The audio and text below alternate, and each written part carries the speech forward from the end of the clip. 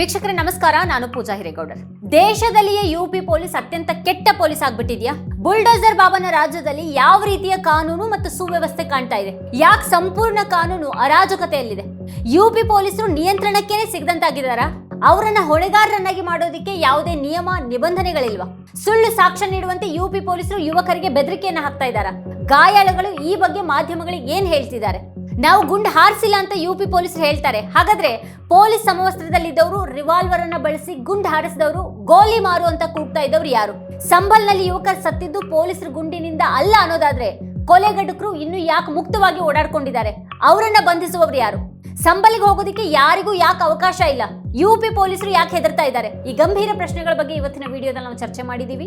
ಸಂಪೂರ್ಣ ವಿಡಿಯೋ ನಮ್ಮ ವಾರ್ತಾ ಭಾರತಿ ಚಾನೆಲ್ನಲ್ಲಿದೆ. ಕೊನೆವರೆಗೂ ವಿಡಿಯೋನ ನೋಡಿ, ಇಷ್ಟ ಆದರೆ ಲೈಕ್ ಮಾಡಿ, ಕಮೆಂಟ್ ಮಾಡಿ. ಇದರ ಲಿಂಕ್ ಅನ್ನ ನೀವೆಲ್ಲ ಬಂಧು ಮಿತ್ರರಿಗೆ ವಾಟ್ಸ್ಆಪ್ ಮಾಡಿ. ಹಾಗೆ ನಮ್ಮ ಚಾನೆಲ್ ಅನ್ನ ಸಬ್ಸ್ಕ್ರೈಬ್ ಮಾಡೋದು ಮಾತ್ರ ಯಾವುದೇ ಕಾರಣಕ್ಕೂ ಮರಿಬೇಡಿ.